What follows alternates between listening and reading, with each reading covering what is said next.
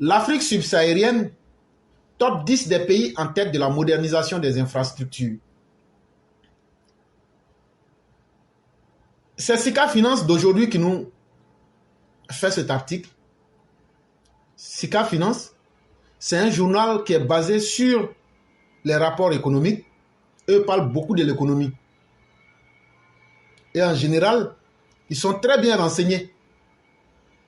Et ils disent aujourd'hui, là, les 10 pays en Afrique qui sont les premiers, quand il s'agit de construire des hôpitaux, des routes, l'électricité, les énergies, les écoles, la communication, les logements durables, les infrastructures, les ponts, les routes, en Afrique subsaharienne, ça veut dire en Afrique, quand tu quittes le Sahara, en bas du Sahara, c'est ce qu'on appelle l'Afrique subsaharienne. Il dit quels sont les 10 pays en Afrique qui ont le plus travaillé à améliorer leurs infrastructures, à moderniser leurs infrastructures. Eux-mêmes, ils disent aussi que leur étude qu'ils ont menée, puis ils ont mis ça dans le journal aujourd'hui, là, qu'ils se sont basés sur le dernier rapport de l'Institut Mo Ibrahim. Quand c'est comme ça, vous comprenez d'où les réponses viennent et c'est un peu plus facile.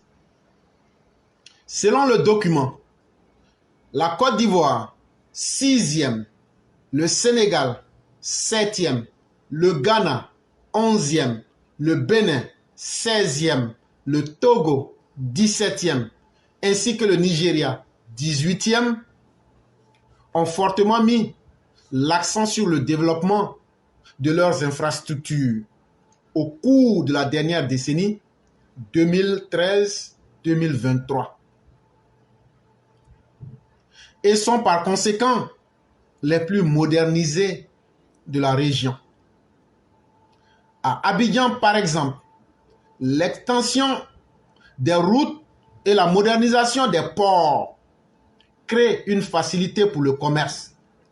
Un constat également fait chez son voisin à Dakar.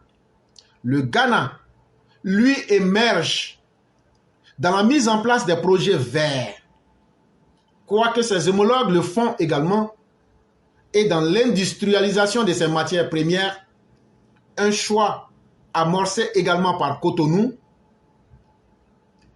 qui a et continue de construire plusieurs zones économiques et sociales. C'est grâce à cette dernière que le pays avait pu exporter des vêtements en coton vers les Europes et l'Amérique. Et donc, on a pris les pays de la CEDEAO. Quand on a classé les pays de la CEDEAO, le premier pays qui s'en sort et qui est le premier en termes de modernisation de ses infrastructures, c'est la Côte d'Ivoire. Parce que si vous lisez bien le document, on parle de tous les pays d'Afrique, mais on peut les distinguer par zone. Quand on est en Afrique, tout entière, la Côte d'Ivoire est 6e. Mais quand on prend le même tableau, qu'on se réfère à la CEDEAO, la Côte d'Ivoire est la première nation de la CEDEAO qui a le plus modernisé ses infrastructures. 2e le Sénégal, 3e le Ghana, 4e le Bénin, 5e le Togo et 6e le Nigeria. Et ça, c'est ça le rôle des intellectuels. Quand tu prends un document, que tu le lis, il faut le renverser sous plusieurs aspects pour que tout le monde comprenne bien. Et donc, les Ivoiriens doivent être fiers d'eux-mêmes et de leurs dirigeants. Parce qu'aujourd'hui, vous pouvez être fiers de dire que vous êtes la première nation de la CEDEAO à avoir modernisé le plus vos infrastructures. Par exemple, les ports, les aéroports, les routes et tout. C'est très important. On crée comment on appelle des zones industrielles. On crée aujourd'hui la capacité de pouvoir transformer certaines matières premières. On crée aussi l'énergie durable et renouvelable. Tout ça, c'est important. Il faut saluer l'effort des dirigeants ivoiriens quand il s'agit de l'aspect économique. Et ça, c'est depuis 2013 L'étude a pris en compte 2013-2023, ça soit 10 ans. Et donc, un tel développement qui a été constant pendant 10 ans, il faut réellement saluer les autorités ivoiriennes. Par ailleurs, l'île Maurice, située dans l'océan Indien, est le pays ayant le plus amélioré ses infrastructures au cours des 10 dernières années. Maintenant, on n'est plus dans la CEDEAO. On est revenu maintenant sur tout le reste de l'Afrique, les 54 pays. On dit que le pays qui a le plus développé ses infrastructures que tous les autres pays là, c'est l'île Maurice. Les projets phares ont été perçus en matière de connectivité numérique et d'infrastructures aéroportuaires, attirant les entreprises internationales grâce à un environnement favorable aux affaires. Donc, dans le cas, par exemple, de l'île Maurice, on va voir qu'eux vont beaucoup baser leur développement sur les nouvelles technologies. Ils vont développer aussi leurs aéroports.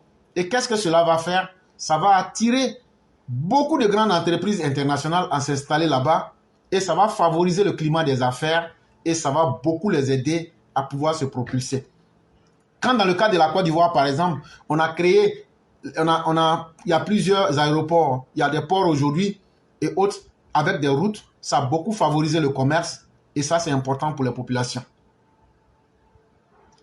Les Seychelles suivent de près, ayant misé sur un développement durable axé sur l'écotourisme et les énergies renouvelables. Mais il y a plusieurs manières de se développer. Après l'île Maurice, c'est les Seychelles qui viennent en deuxième dans toute l'Afrique. Mais eux, ils ont basé leur développement sur quoi?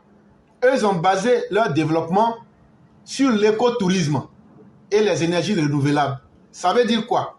Eux, ils disent notre environnement là, on ne va pas détruire notre environnement, mais on va essayer de maintenir notre environnement de façon naturelle pour que les gens puissent être attirés. Là où les gens détruisent tout l'environnement, nous on maintient le nôtre et maintenant on va attirer les gens avec l'écologie, avec la nature, ce que l'être humain n'a pas aujourd'hui forcément accès à. Et puis les énergies renouvelables, les panneaux solaires, tout ce qui peut ne pas dégrader l'environnement. Donc eux là, c'est sur ça qu'eux ont basé leur modernisation. Ce choix stratégique pour attirer les investissements verts et renforcer l'archipel en tant que destination éco-responsable. Et ça fait que tous ceux qui sont dans les nouvelles industries, pour investir dans l'économie verte, dans l'économie peu polluante, se sont sentis attirés et sont allés vers ce pays, les Seychelles, pour investir là-bas massivement. Pour le Kenya et le Botswana, la modernisation des infrastructures a permis d'augmenter la connectivité régionale. En Nairobi, le Standard Gauge Railway, dépendant de la Mombasa à Nairobi, facilite le transport des marchandises, tandis que le parc éolien du lac Turkana illustre les avancées du pays en matière d'énergie renouvelable. À Gaborone, les effets se concentrent sur les réseaux de transport et la santé, ce qui renforce son attractivité pour les investisseurs. Après donc, l'île Maurice et les Seychelles, on retrouve aussi le Kenya et le Botswana, qui ont beaucoup développé leur chemin de fer, les éoliennes là, c'est comme des grands panneaux qu'on met dans l'eau et puis dans les mers là, et puis maintenant ça tourne avec le vent là, ça crée l'électricité. Eux aussi là, eux ont développé leur développement sur ça. Et donc quand ils ont fait tout ça là, ça a facilité le transport des marchandises. Ça fait que leur réseau routier a rendu le transport facile des personnes et des marchandises. Ils ont aussi basé aussi leur technologie de développement sur la santé. Et ça a attiré beaucoup d'investisseurs à pouvoir se rapprocher de ces pays-là. Le Cap-Vert, la Namibie et Iswanti ferment le top 10. Maintenant, les 10 pays qu'on vous citait là. 8e le Cap-Vert, 9e la Namibie et 10e Iswanti. Iswanti là, c'est un petit pays qui est à côté de l'Afrique du Sud. Je ne sais pas si c'est le Lesotho ou bien ils ont changé le nom. On dirait qu'avant on les appelait Lesotho. Ils ont changé maintenant. Ils se sont fait appeler Iswanti. Mais de toute façon, eux aussi, ils sont dans le classement. Ces pays ont multiplié les efforts pour moderniser leurs infrastructures dans les domaines de transport, de la connectivité et des énergies renouvelables, renforçant ainsi leur potentiel économique et l'accès de leur population aux services essentiels. Ces pays-là, qu'est-ce qu'eux ils ont fait? Eux, ils ont modernisé leurs infrastructures dans les transports, les routes, les voitures, pour connecter leur pays aux autres pays et aussi faciliter les déplacements à l'intérieur de leur propre pays.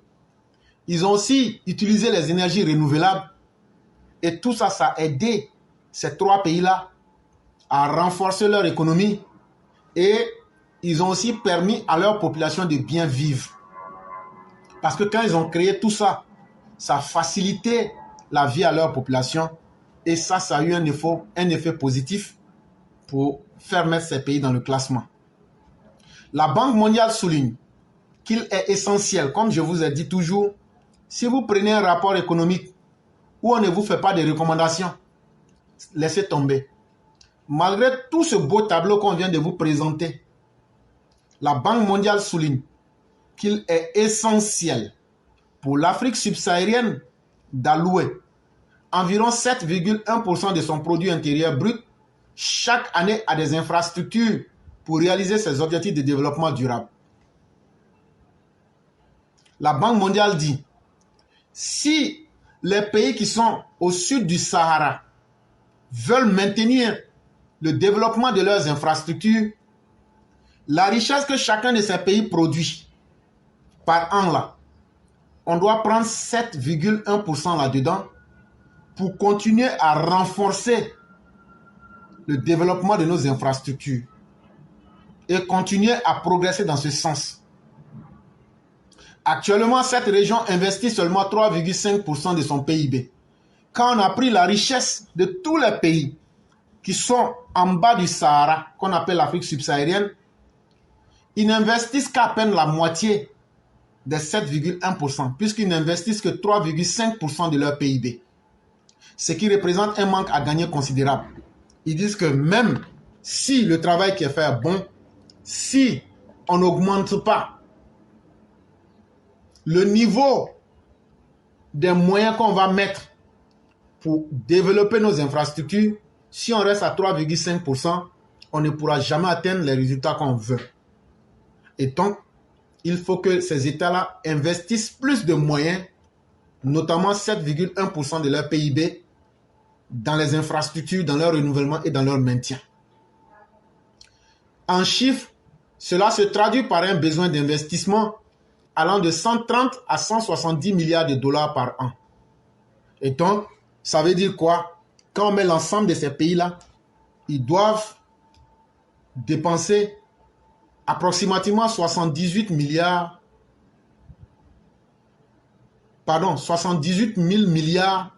739.